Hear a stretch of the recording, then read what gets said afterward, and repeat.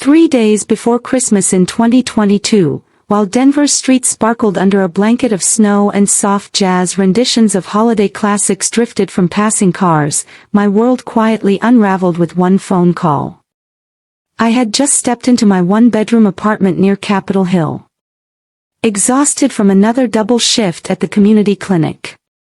My fingers were numb, my breath still fogging from the icy wind. I kicked off my boots, peeled off my navy scrubs, and sighed at the sight of the small suitcase by the door. Already packed, a pine green scarf was folded on top, and a handful of carefully wrapped gifts, each one thoughtful, intentional, waited patiently beside it like silent offerings. I'd remembered the nutmeg. I'd even tracked down the exact toffee my aunt swore by. I had done everything right again, hoping this year I'd be enough. When my phone buzzed and Julian lit up on the screen, my older brother, I answered with an automatic smile. "Hey, Jules." But his tone wasn't warm, it was careful. "Hey, Lena. So, just a heads up. Marina's coming to Christmas this year." I paused. His new girlfriend, the one who practiced sound healing and once saged the living room because I mentioned I worked in palliative care. "She's really big on emotional alignment," he continued. "And the energy you carry from the clinic, it's just kind of a lot for her, so we thought maybe for this year you could just take a break. You understand, right? Nothing personal." I stared at the blinking lights on my thrift store tree suddenly dimmed. Nothing personal.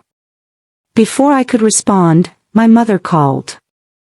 Her voice was sugar-coated steel. "Sweetheart, we just want peace.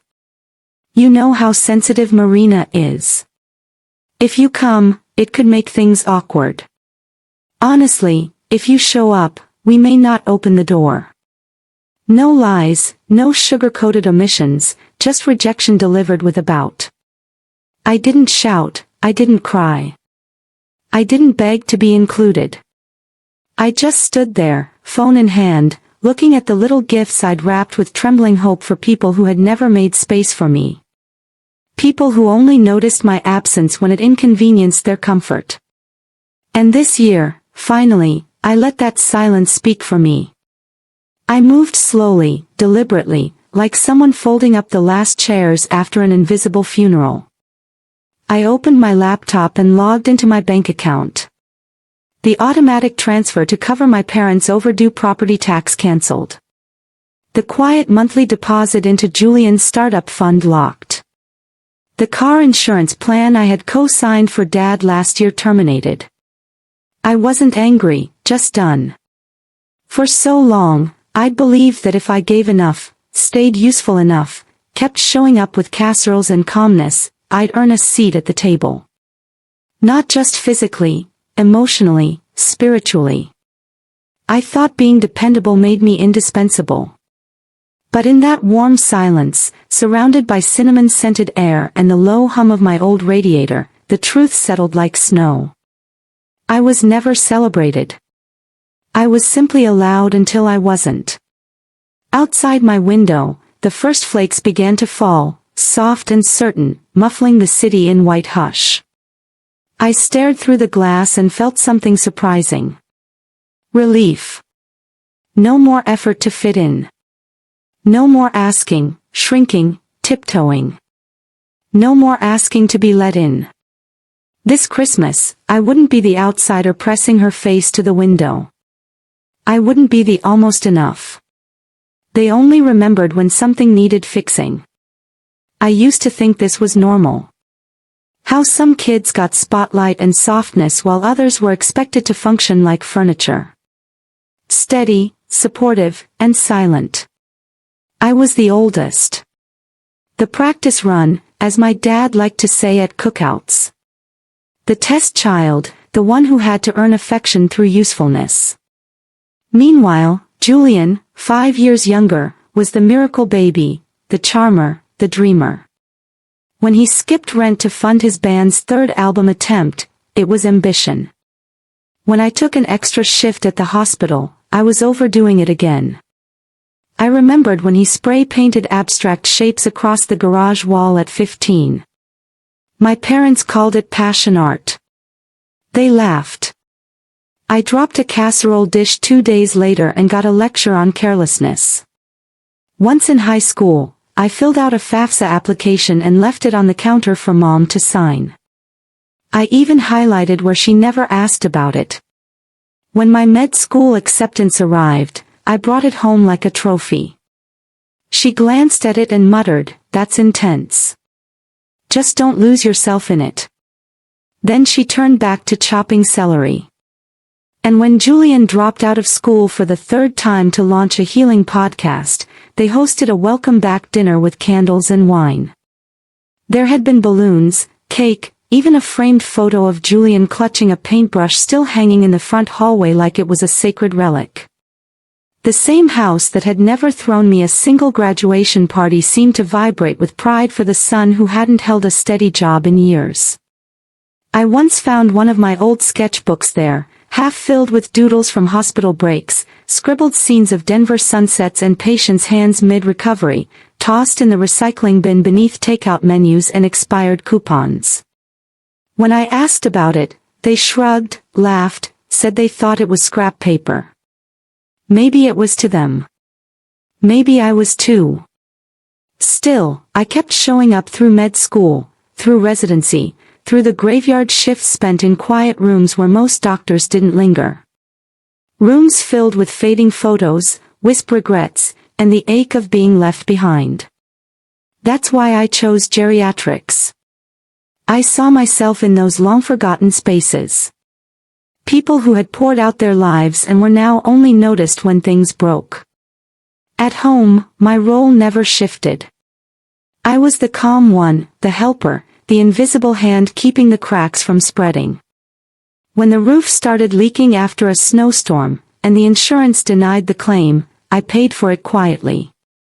When Julian's freelance work dried up again, I transferred money without asking questions.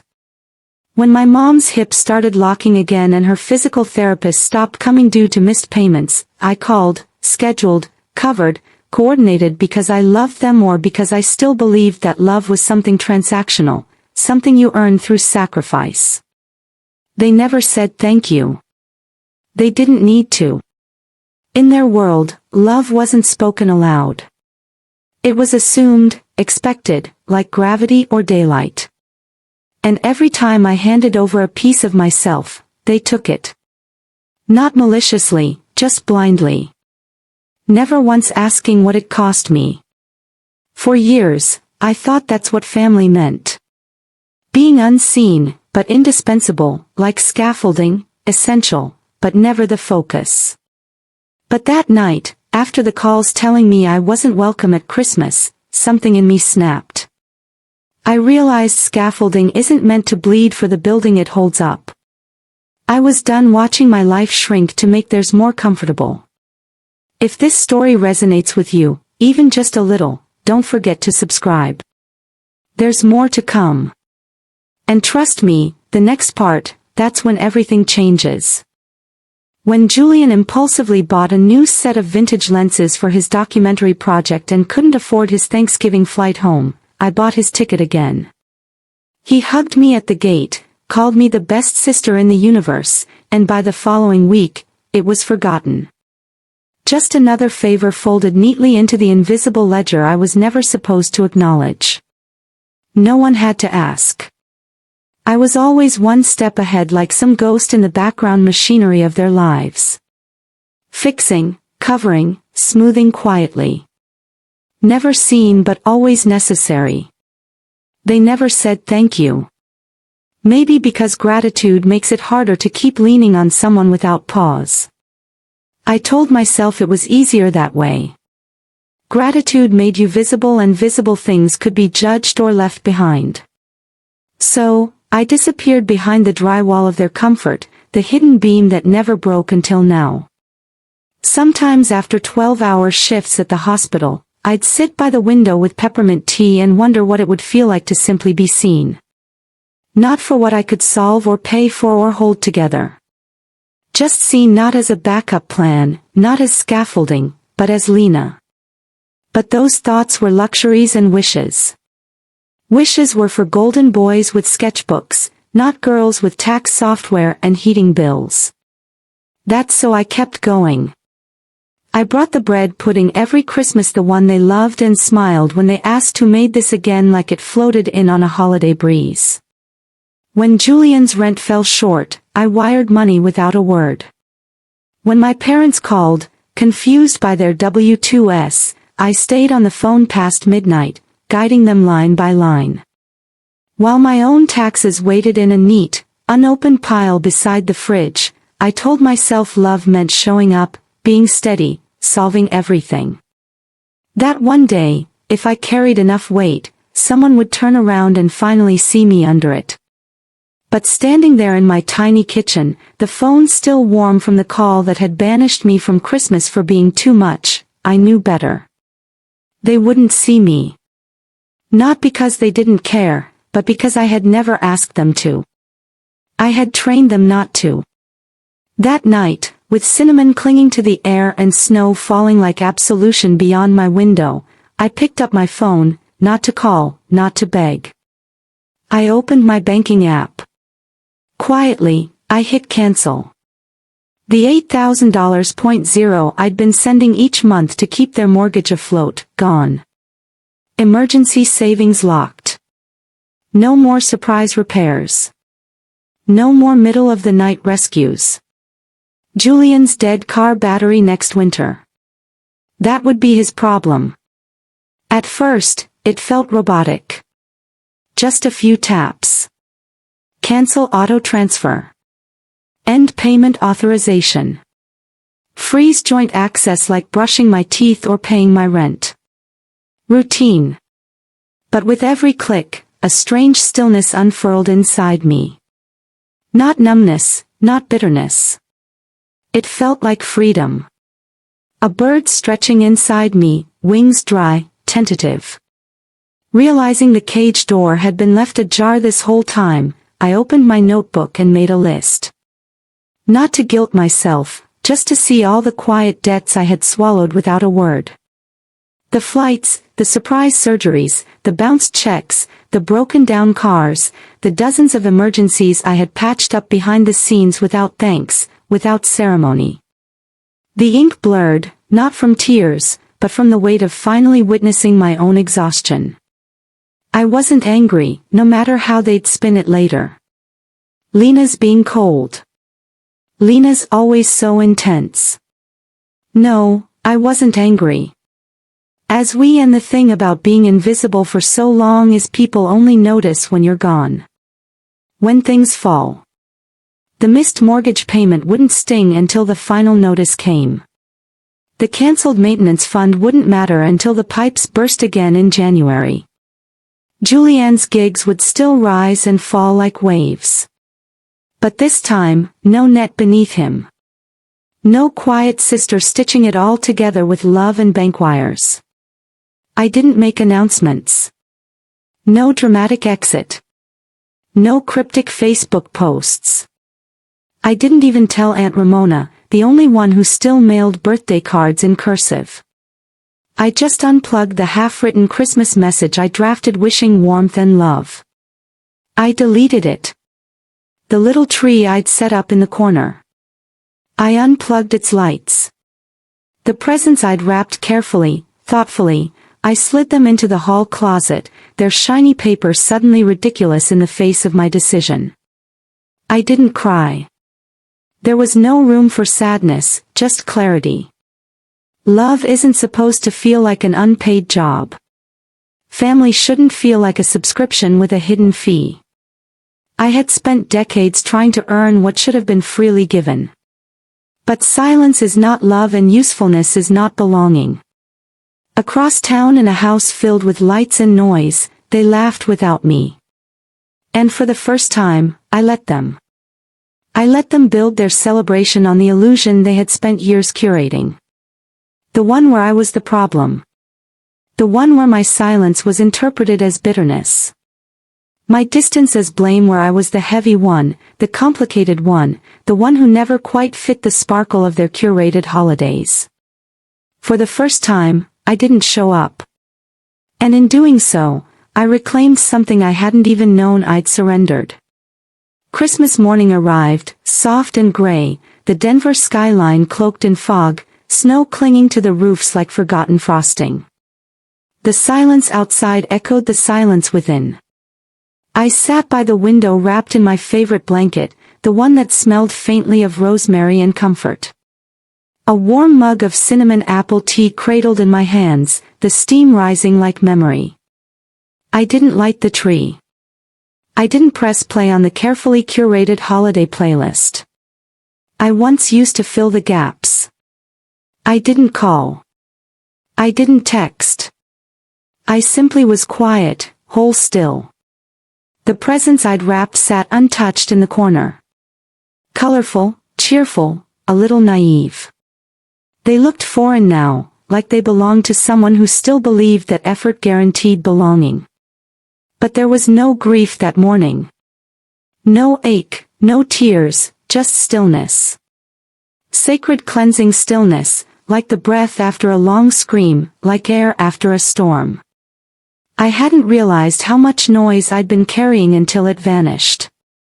Time moved differently that day. Noon passed like a whisper. No calls, no background clatter from my parents' kitchen. No festive selfies from Julian and Marina with hashtags about joy.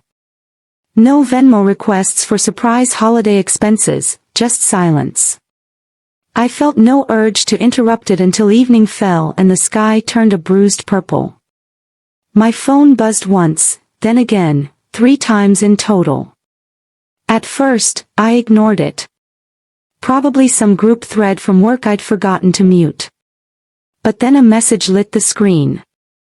"Ramona, can you answer? You've done enough damage already." I froze. Damage? I hadn't even been there. My phone rang. Her name flashed again. I picked up, my voice rough from disuse. "What happened?" Her tone was gentle, like she was approaching something broken. "They're saying you ruined Christmas," she said quietly. "But Lena, you weren't even there." The words hit like ice. I blinked. "How do you ruin something you weren't invited to?" She hesitated, then began explaining in fragmented pieces. Apparently, sometime after dinner, Marina, wine glass in hand, began admiring the family photos on the mantel. She had paused in front of one photo, a faded, slightly crooked snapshot from a birthday party long ago. I must have been 11 or 12. Caught mid-laugh in a too big maroon sweater, one sleeve nearly swallowing my hand. Marina tilted her head, squinting, and then she said it clearly enough for the whole living room to hear. "That's Dar. Lena Morgan, isn't it?" Aunt Ramona nodded slowly. "She's the one who sat with my neighbor through the night. Saved her life." "Really?" The air shifted. Laughter cut off like someone had flipped a switch. Forks hovered midair. Glasses stopped clinking. Julian went pale.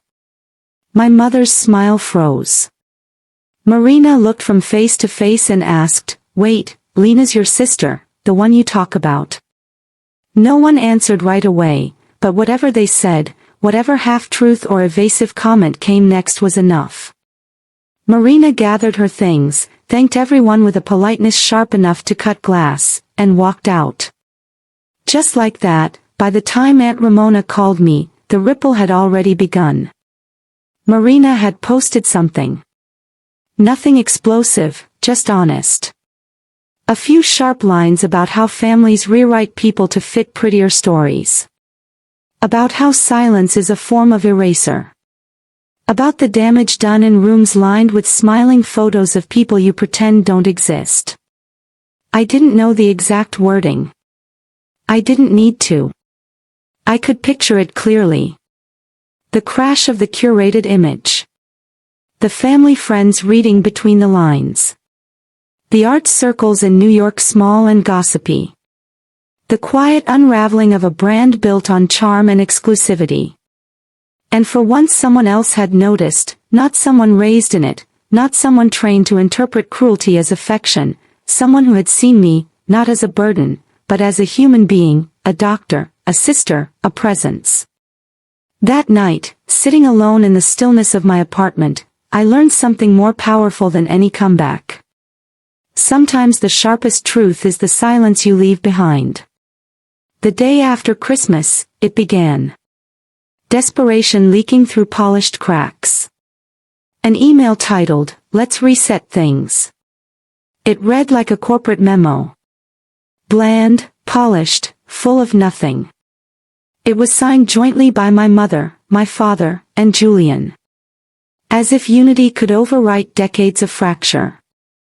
No real apology, just talk of heightened emotions, holiday stress, valuing family.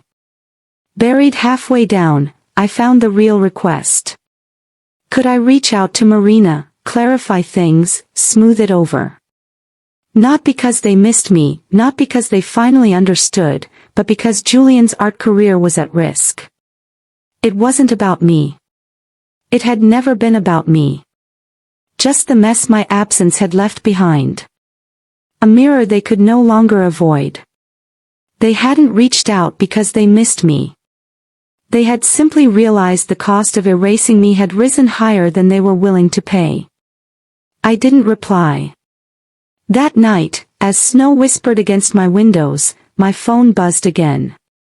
This time, it wasn't family. It was the hospital administrator. David Reynolds, a man I'd only met once at a charity gala. Kind eyes, firm handshake. He sounded hesitant. "Lena," he began. "This is a little awkward, but I got a call from your father." He cleared his throat. "He said he's worried about your emotional well-being, that maybe you've been under stress lately and might need some time off." My blood turned to ice. Not the kind that numbs, but the kind that hardens. Sharp, weaponizing concern. My father, the man who once laughed that I was too intense for my own good, was now using that very trait to paint me unstable. Not because he believed it, but because he thought it would control me, shake me, scare me into silence. Didn't work. David saw through it, said as much. But the message was clear. They weren't seeking reconciliation. They were seeking leverage. And that failed. The next move came a curated smear campaign through group texts, quiet whispers to cousins and distant aunts. "Lena's just going through a tough time right now. She's isolating herself. She's overwhelmed." No mention of Christmas. No mention of exclusion. Just concerned, weaponized into control. A cousin I hadn't spoken to since Julian's first art show messaged me out of nowhere. "Hey love, if you ever need a yoga retreat, I've got a discount code." Overwhelmed the awake. Each polished manipulation, every betrayal wrapped in performative care only sharpened my clarity. They weren't protecting me. They were protecting their narrative. The one where Julian was the gifted heart of the family, and I was the quiet utility who never made waves. But I was done smoothing their story. The snow outside kept falling, slowly, erasing the footprints of every path I'd taken to make myself smaller for them. And for the first time, I felt no urge to correct the record. No need to defend myself and you the truth. But it didn't end there. It never does. Not with people who believe they are entitled to your silence. It came next, wrapped in softness, my mother's voice outside my door. A quiet Sunday, mid-January, that bone-deep winter cold pressing against the windows like it was breathing. I was at my desk charting patient notes. A mug of tea set forgotten beside me. That's when I heard it, a soft knock. I didn't move. I just listened to my heartbeat. Steady, calm. Then I rose, walked to the door, and looked through the peephole. There they were. My mother, my father, Julian, bundled in coats, smiles stretched thin. A picture-perfect apology framed in desperation. I wouldn't open the door. Not yet. I didn't feel fear, just a detached, aching sadness. The kind you feel when you finally realize the rescue ship you spent years watching for was just another mirage on the horizon. I opened the door an inch, just enough to let the cold slip through the crack and sting my skin, not enough to invite them in. My mother spoke first. Her voice was soft, practiced, coated in something meant to sound maternal. "We just want to talk," she said, gripping her purse like it might hold all the right words. I didn't move. I didn't smile. I didn't soften because I finally saw it clearly. They weren't here for me. They were here for the old version of me. The one who still believed love could be earned. The girl who folded herself smaller and smaller to squeeze into the tiny spaces they offered. That girl didn't live here anymore. Silence swelled between us, brittle and loud. I watched my father's jaw twitch, a flicker of irritation in his eyes. Julian shifted from foot to foot like his sneakers might lift him off the porch entirely. They were uncomfortable. After a moment, I gave them the only word that mattered. No. No speeches, no justifications, no bridges built out of my own splinters. Just no. My mother's face cracked. Part confusion, part disbelief, as if she couldn't fathom that the reliable scaffolding she'd leaned on for decades had finally crumbled by choice. I closed the door quietly. Not a slam, not a statement, just a boundary. I loved it with steady hands. Outside, I heard the rise and fall of muffled voices. First pleading, then sharper, tinged with the frustration of people not used to being denied. But I didn't listen. I walked back to my desk, sat down, and wrapped my fingers around my mug of cold tea, letting the silence wrap around me like something sacred. On the shelf beside me sat the framed letter from Marina, the ink slightly smudged, her handwriting pressed with intention and care. I looked at it and felt for the first time weightless. I thought of all the years I'd spent trying to mold myself into a daughter they could applaud, of how I'd soaked up their guilt, their silence, their neglect, and turned it into fuel to keep showing up. I was never meant to be a mirror, ever born to reflect their pride or to absorb their disappointment. There was something else.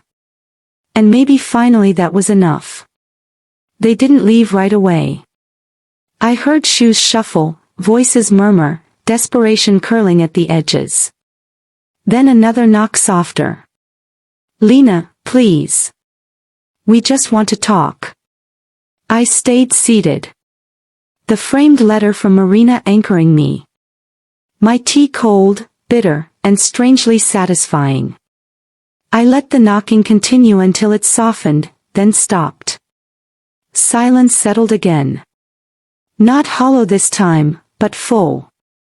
For the first time, I understood. Forgiveness doesn't always mean reopening the door. Sometimes it means choosing not to. Sometimes it means standing tall while the very people who fractured you exhaust themselves against the boundary you finally had the strength to build, a wall not made of bitterness but of self-worth. Minutes passed, maybe longer. Then came the shuffle of retreating footsteps, the dull clunk of car doors, the hesitant hum of the engine. They were gone. Not shattered, just denied. I stood and walked slowly to the window, drawing the curtain back just enough to see the tail lights fading into the snow-dusted street. I didn't flinch. I didn't reach for my phone. I felt no pull to run after them. No aching desire to fix what they had broken with their silence. Only peace. Real peace. The kind that settles deep in your chest when you finally stop begging for a seat at a table that was never set for you.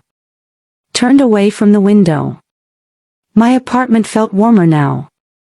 Not louder, not brighter, just mine. The Christmas tree still stood in the corner, its lights unplugged, ornaments untouched. But it no longer looked sad, the wrapped gifts still there, but no longer symbols of rejection. They were reminders. I had tried. I had loved. I had given the best parts of myself with open hands. They just never saw it. I brought another cup of tea, stronger this time. Let the steam rise around my face as I pulled the blanket tighter across my shoulders and returned to my desk. The letter from Marina caught the afternoon light. You made a difference. She had written. You didn't give up. You made her feel like she mattered. My fingers brushed the frame. Wooden, imperfect, solid. The cool glass was smooth beneath my skin. Real, unshakable. Even when your family refuses to see your worth, someone else will, someone honest, someone watching. I thought of all the years I spent folding myself to fit. And finally realized I was never meant to be smaller. Not for them, but Up or anyone. Closing the door hadn't been an act of cruelty. It was clarity. They hadn't come because they loved me.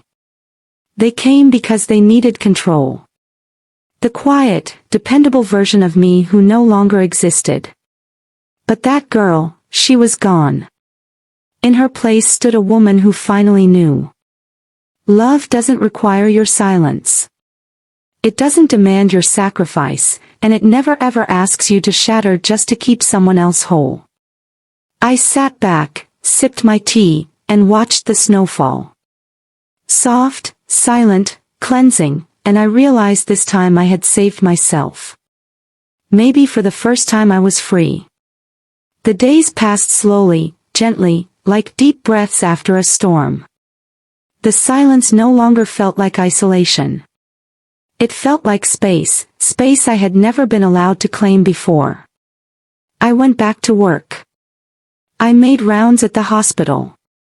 I sat with patients whose families came with flowers and cards and with those whose rooms stayed empty except for the hum of machines and my quiet presence. I listened. I stayed. I did the work that mattered.